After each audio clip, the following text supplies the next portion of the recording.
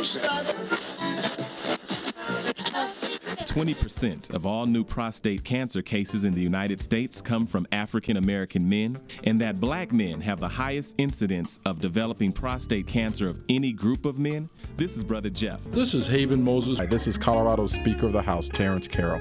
I'm joining with the Center for African American Health to encourage all men, but especially black men, to know the facts about prostate cancer. The reality is 1 in 4 brothers are going to have problems with prostate cancer. And the killer is there aren't noticeable symptoms while it's in its early stages. That's why screening is so critical. And early detect could be the difference between life and death. We got to change our old attitudes. Obama in office, our old conventions have to be replaced with greater dimensions. Get screened. It's a blood test and a digital rectal exam.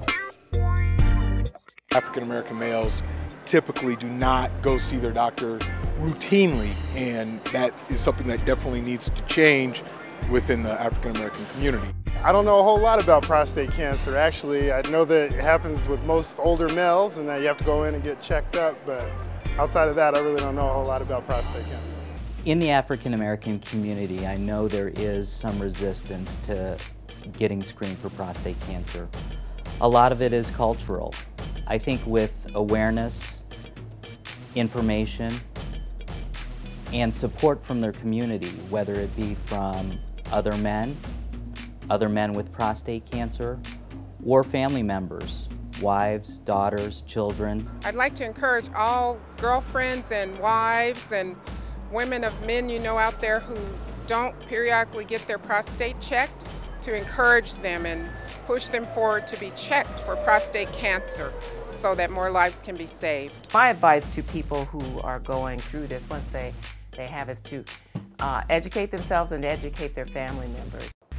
Harry Belafonte to James Brown is going down. From fiery Farrakhan to Marion Barry, situation scary. The cause of Langston Hughes' final blues. Wellington didn't get caught in the web, but it was Hiawatha Davis and Tiger's daddy's tragedy. On February 10th, 1997, I went in for prostate cancer surgery for the purpose of eliminating it once and for all, to make sure it didn't get out of the prostate.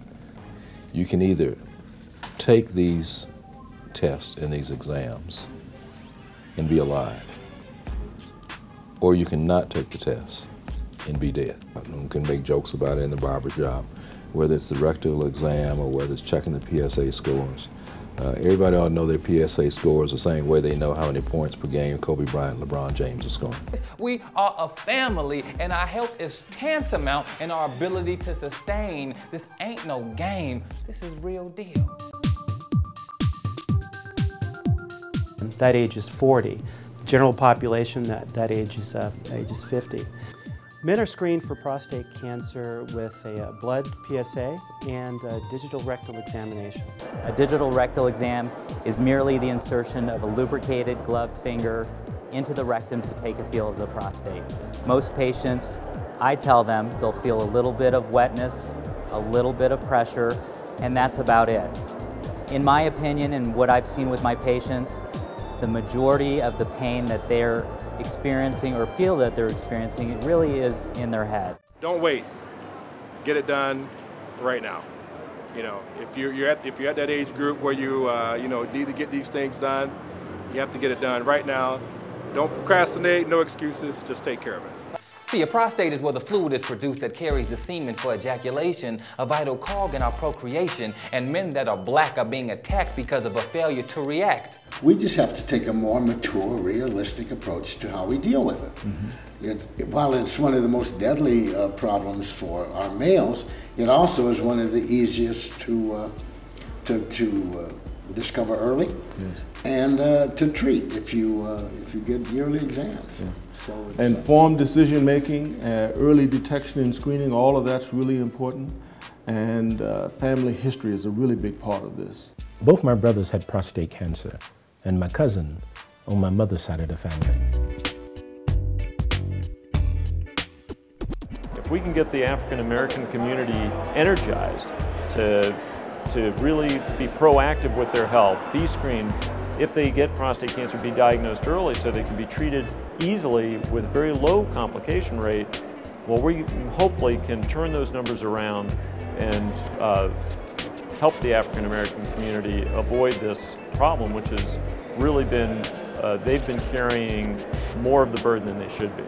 We are the leaders of our communities, the ultimate protectors and teachers of our families, but how are you gonna protect if you refuse to protect your own health? We take better care of our cars than our bodies, indulge in frivolous hobbies that benefit nobody. You know, we really have an obligation to make sure that we get out there and get our tests so we can take care of our families and be strong leaders in our community and start setting a new example for the young men coming behind us so they don't get as bad as we are about not going to the doctor and not doing all the screenings and tests and physicals that we need to do. In my journey with this prostate cancer, I've learned to share the knowledge. By and large, I just think that we have to, number one, talk to our young people about it so when they get a certain age that they know, especially if I had it, my sons have to know what they need to do, and that's be tested.